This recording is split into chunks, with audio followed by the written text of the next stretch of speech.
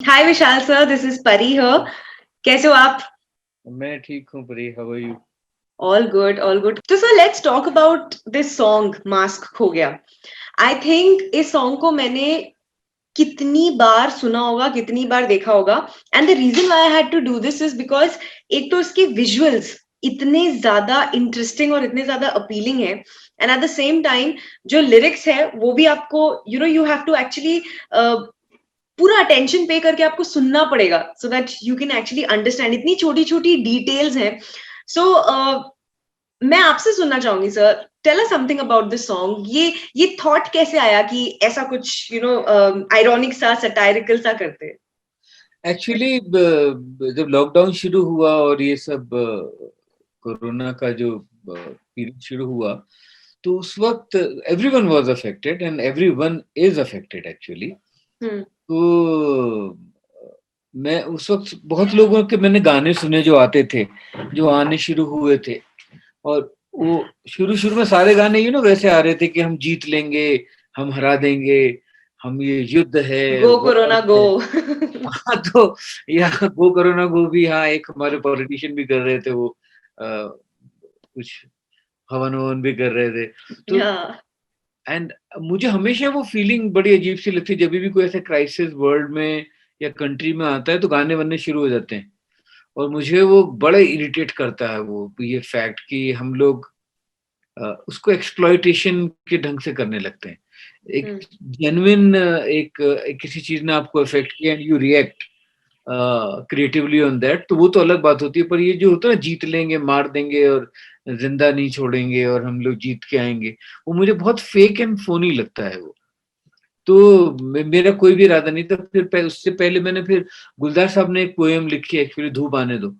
तो मैंने हम्म। धूप आने दो कंपोज किया, जो कि मुझे लगा कि बहुत ही जेन्युइन एक पोएटिक एक्सप्रेशन था गुलजार साहब का about the times we were going through. उसके बाद मैं एक्चुअली मैं अपने जो मेरा पेट है, मैं उसको रोज सुबह वॉक पे ले जाता था। हम्म। और पहले तो डॉग वॉकर आया था, आता था तो मैं टेनिस खेलने जाता था, तो लॉकडाउन में सब बंद हो गया। तो I used to take my pet for a walk and तो वहां पे बहुत पैरानोया बॉम्बे में था शुरू शुरू में ना, कि वो पुलिस वाले ने भी एक दिन मुझे रोक के बोला कि आपको रोज देखता हूँ मैं यहाँ पे डॉग को ले जाते हुए, मैं आपको नोटिस दे दूंगा।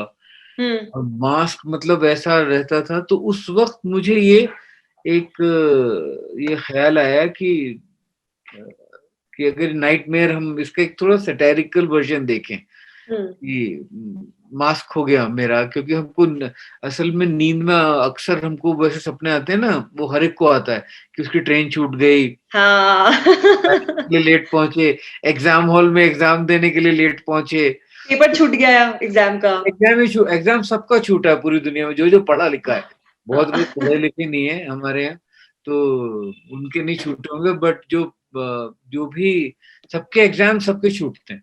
तो हम्म। मुझे उसमें लगा कि उसमें आज का नाइटमेयर, और एक्चुअली मुझे ये सपना आया था कि everyone is has their mask on and I am not able to find my क्या मास्क। बात कर रहे हो सर, मतलब ये आपकी निजी एक्सपीरियंस पे निर्धारित है ये।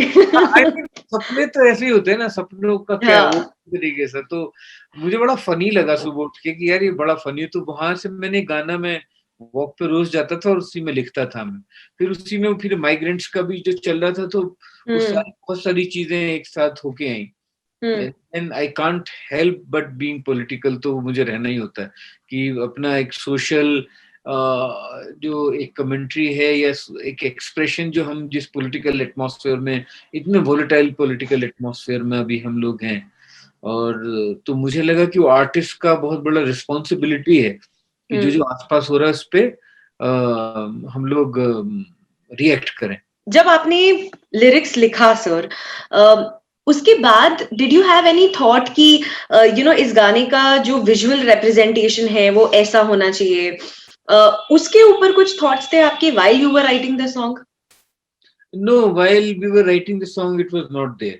In fact, जब गाना हो गया तो मैंने अपने जो जो दोनों इसमें क्रिएटिव प्रोड्यूसर हैं, दोनों देवांश और अभय, उन दोनों को मैंने गाना सुना तो सबका रिएक्शन बड़ा कमाल आता था गाने पे।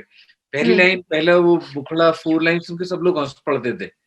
तो मुझे लगा कि जो मेरा पर्पस था वो यही था कि वो एक सटायर की तरह आए उसमें, कि हर जगह में सीरियस होना जरूरी नहीं है। ऑलरेडी इतनी सीरियसनेस इस बीमारी की वजह से पूरे इस दुनिया में है, तो कम से कम उसका कुछ हम लोग एक ब्लैक ह्यूमर में इसका कुछ मजा भी तो देखें कि क्या है।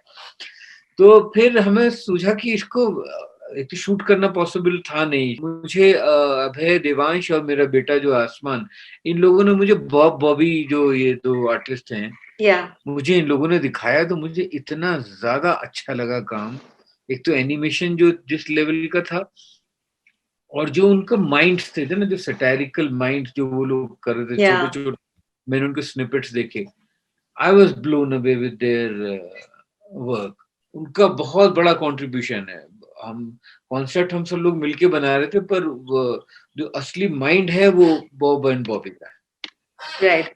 आप इतने सारे काम करते हो इतने स्पेसेस में, director, screen writer, producer, singer, composer, but मुझे आपसे ये जानना है कि कभी ऐसा नहीं हुआ कि आपको किसी ने बोला कि अरे यार विशाल, तू इतनी सारी चीजें कर रहा है, एक चीज पे फोकस करना, इतनी सारी चीजें करेगा तो कभी सक्सेसफुल नहीं हो जाएगा? और ये मैं अपने पर्सनल एक्सपीरियंस से आपसे पूछ रही हूँ सर, बिकॉज जब व्हेन आई से दिस टू पीपल कि यार मुझे ये भी करना है, मुझे वो भी करना है, मुझे ये भी करना है, तो मुझे आंसर हमेशा यही मिलता है कि सुन, एक चीज पे फोकस कर, ठीक है, वरना कभी सक्सेसफुल नहीं हो पाएगी। How was it like with you? क्या किसी ने आपसे ये कहा कभी? I hope not. नहीं, मुझे किसी से कहने की जरूरत नहीं थी। मैंने हमेशा एक चीज पे कंसंट्रेट किया। जब मैं म्यूजिक कर रहा था सिर्फ, तो मैंने सिर्फ म्यूजिक पे कंसंट्रेट किया। जब मैंने राइटिंग सीखी तो मैंने राइटिंग पे, एक्चुअली क्या है, ये सब चीजें ना, सबको लगता है मैं बहुत सारी चीजें करता हूँ, मैं बहुत सारी चीजें कर पाता हूँ, पर मैं ऐसा नहीं होता कि जब मैं, मतलब ऐसे किसी के साथ नहीं होता कि जब आप खाना पका रहे हो तो आप खाना खा भी रहे हो, या आप आप खाना पका रहे हो तो आप नहा रहे हो, जब आप नहा रहे हो तो आप नहा रहे हो, जब आप खाना पका रहे हो तो आप खाना पका रहे हो। तो उस वजह से मैंने अपने को बहुत डिसिप्लिन किया है। जिंदगी में मेरा बहुत डिसिप्लिन है कि मेरे कुछ घंटे राइटिंग्स के लिए हैं, मेरे कुछ घंटे म्यूजिक के लिए हैं, मेरे कुछ घंटे अपने आप को एजुकेट करने के लिए हैं। तो वो बहुत, उसमें मेहनत बहुत करनी पड़ती है। पर ये एक बात तो तय है कि ऑब्वियसली मैं आज भी अगर एक ही चीज पे कॉन्सेंट्रेट करूं तो मैं ज्यादा अच्छी कर पाऊंगा, ये मुझे लगता है। ओके, सो आपकी एडवाइस क्या होगी सर उन सारे क्रिएटिव सोल्स को के लिए जिनका who get satisfaction, and जिनको ऐसा, who don't want to focus on one thing but they have small multiple goals, उनके लिए आपकी एडवाइस क्या होगी? मल्टीपल गोल्स तो you should have, you can have different 1000 goals, और पर आपको फिर एक पॉइंट के बाद आपको एक चीज चुनना जरूरी होती है। आपने एक चुन के आप उसी पे कॉन्सेंट्रेट करेंगे, क्योंकि एक पे ही कॉन्सेंट्रेट करके आप उसको मास्टर कर सकते हैं, नहीं तो जैक ऑफ ऑल, क्या, jack of all trade, master of none. Thank you so much Vishal sir for your time. Lovely chatting with you. Please take care of yourself.